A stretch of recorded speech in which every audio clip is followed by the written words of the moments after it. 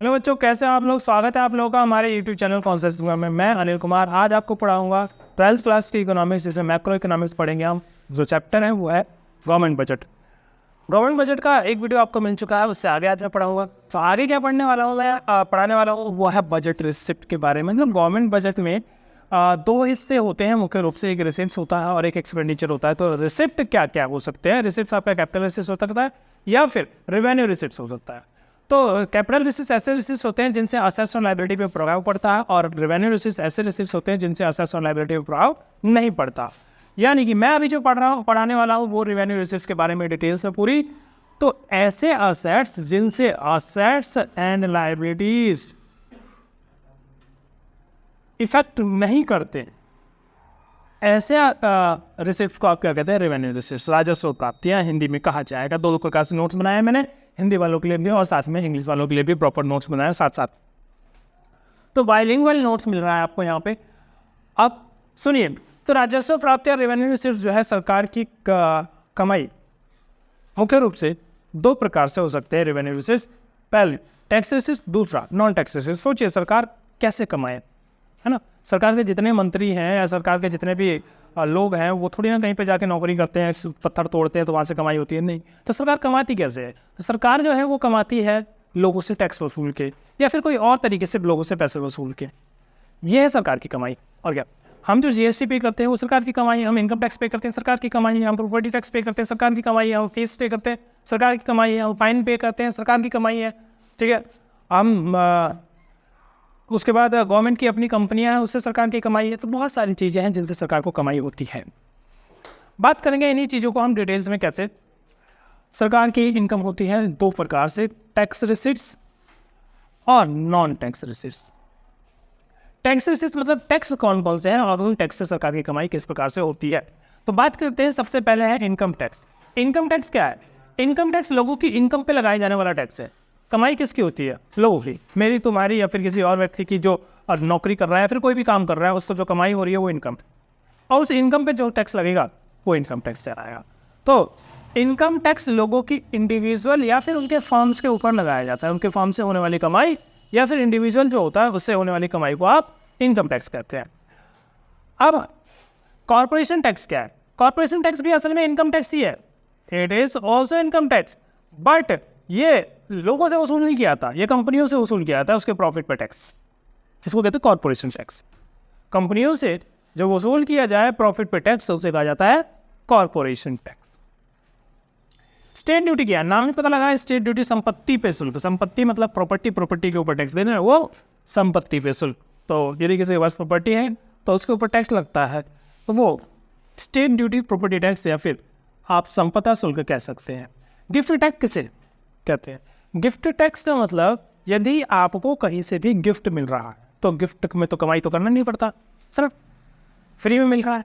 Free में मिल रहा है तो सरकार को ये हजम नहीं हो रहा कि भाई इसको फ्री में क्यों मिल रहा है ना। सरकार जो है आपसे टैक्स वसूल है, ठीक है। तो ऐसा ही हुआ क्या, हर हमेशा गिफ्ट के ऊपर टैक्स लगता है। हाँ लगता है, गिफ्ट के ऊपर टैक्स लगता है। एक बार ऐसा ही हुआ था, सचिन तेंदुलकर को फरारी गिफ्ट मिली थी, ठीक है। तो सबसे पहले भारत में फरारी जो है सचिन तेंदुलकर को गिफ्ट के रूप में फरारी मिली थी वो, तो उसके ऊपर टैक्स वसूला गया, ठीक है। तो उसके ऊपर टैक्स वसूला गया था, ठीक है। वो बड़ा इशू बना था, चर्चा बना था कि सचिन तेंदुलकर को गिफ्ट मिला, उसके ऊपर कैसे टैक्स ले सकते हैं। तो गिफ्ट मिलने के ऊपर भी टैक्स लगाया जा सकता है। ऑन रिसीविंग गिफ्ट आपको टैक्स देगा। कस्टम ड्यूटी, कस्टम ड्यूटी का मतलब है जब आप माल अपने देश से विदेश भेजते हो या फिर विदेश से माल लेके आते हो, तो एक्सपोर्ट और इंपोर्ट इन दोनों को सीमा पार करना पड़ता है।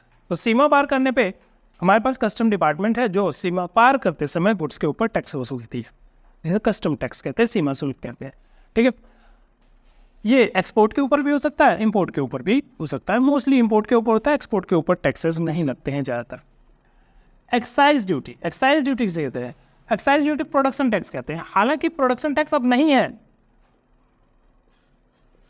अब ये नहीं है, नहीं है मतलब खत्म हो गया, नहीं है, थोड़ा सा है। कहाँ पे, ये है पेट्रोल के ऊपर, मतलब फ्यूल के ऊपर है, और आपका वाइन लिकर वगैरह इन सब के ऊपर है अभी, बट वैसे ख़त्म हो चुका है। जीएसटी के आने से पहले एक्साइज ड्यूटी सभी वस्तुओं के ऊपर था, यानी आप कुछ भी जैसे मार्कर यूज कर रहे हो तो इसके ऊपर भी एक्साइज ड्यूटी था, मोबाइल यूज़ कर रहे हैं तो मोबाइल के ऊपर भी, मोबाइल के प्रोडक्शन के ऊपर भी एक्साइज ड्यूटी था, आप इलेक्ट्रिसिटी पैदा हो रही है उसके ऊपर भी प्रोडक्ट एक्साइज ड्यूटी था। ये सारी चीज़ों के ऊपर एक्साइज ड्यूटी हुआ करता था, जो अब ख़त्म हो चुका है, क्योंकि ज़्यादातर एक्साइज ड्यूटी को कहाँ मर्ज कर दिया गया जीएसटी में, सिर्फ दो चीज़ों को छोड़ के। दो चीज़ें कौन कौन सी है?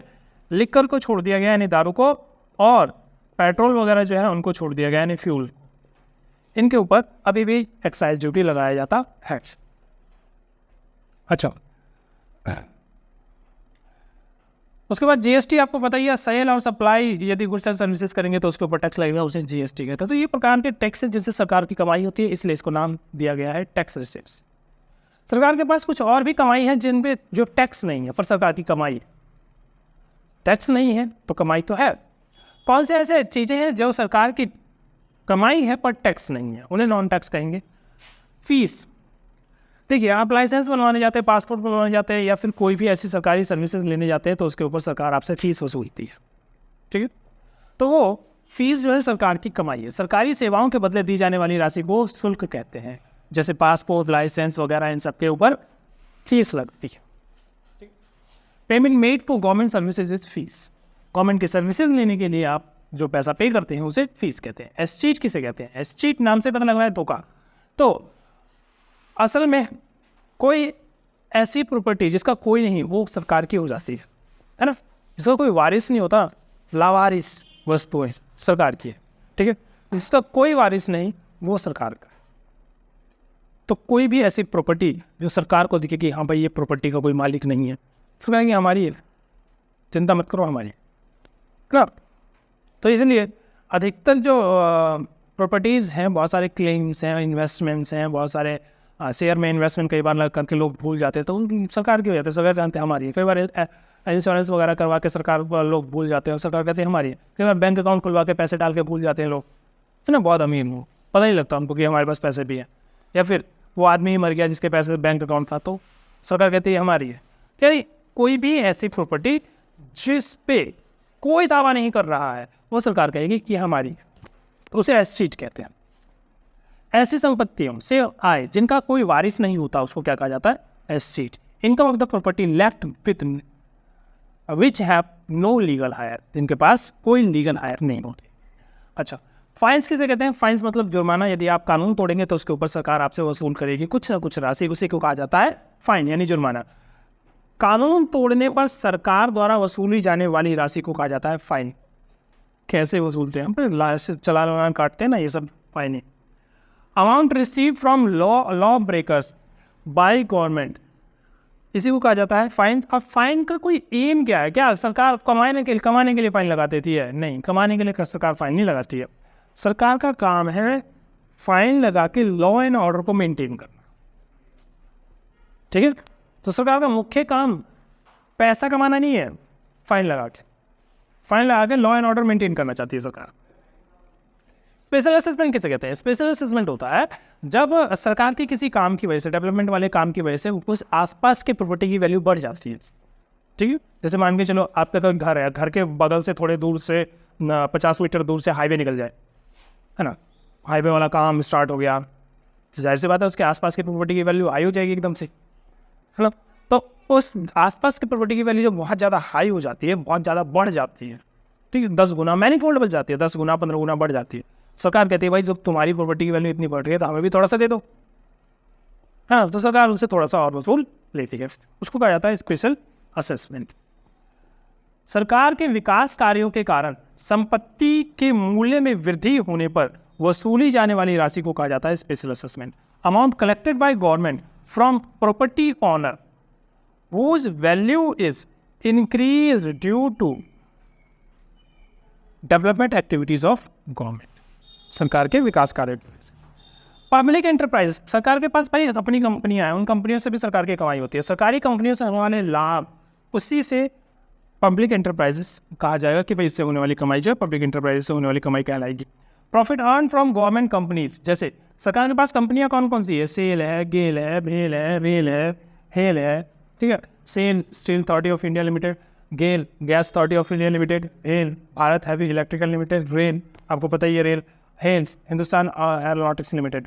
तो ये सरकार की कंपनियां हैं, इनके अंदर गवर्नमेंट के शेयर्स हैं मोस्टली, मतलब ज़्यादातर शेयर्स, और कई के अंदर तो गवर्नमेंट ही है जो शेयर होल्डर अकेली।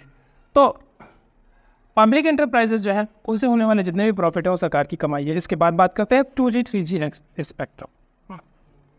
आप जैसे भी यूज करते हैं एयरटेल का, जियो का, फलाना का टिकाना का, आपको क्या लगता है कि एयरटेल, जियो, फलाना टिकाना इन लोगों ने सेटेलाइट लगा रखे हैं पूरी दुनिया में? नहीं ना।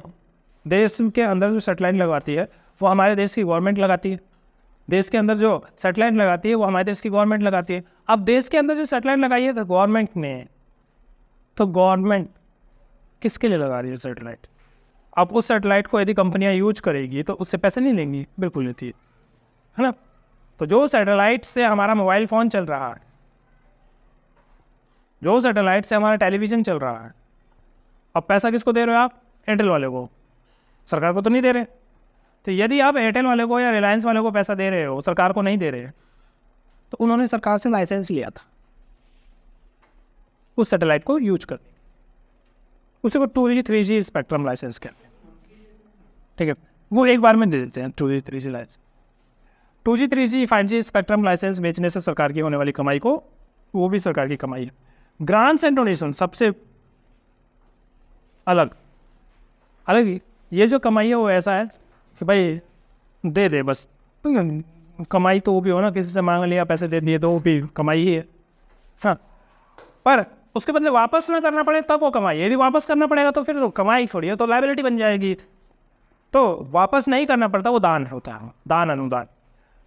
तो सरकार को देश तथा विदेश से मिलने वाली अनुदान तथा दान भी सरकार की आय का स्रोत है। डोनेशन और grant receive from public in country, देश के अंदर जनता भी दे देती है दान कभी कभी ना, प्रधानमंत्री राहत कोष में दे दिया, फलाना ढिकाना, राजीव गांधी, इंदिरा गांधी कोष में दे दिया, तो वो सरकार की कमाई है। फ्रॉम आउटसाइड, और यदि विदेशों से भी पैसा मिलता है तो वो भी गवर्नमेंट की कमाई है। तो ये मैंने आपको बता दिया बजट रिसिप्ट्स के रिवेन्यू रिसिप्ट्स का हिस्सा, बस यही है, थोड़ा सा बड़ा। उसके बाद कैपिटल रिसिप्ट्स तो बहुत आसान सा छोटा सा है, और बजट एक्सपेंडिचर भी उतना बड़ा नहीं है। ठीक, तो उम्मीद है जितनी बातें आपको बताई गई है बजट रिसिप्ट्स के बारे में समझ में आया होगा। इसके आगे का पढ़ाई अगले वीडियो में आपको मिलेगा। वीडियो देखिए, लाइक कीजिए, शेयर कीजिए और चैनल को सब्सक्राइब कीजिए। धन्यवाद।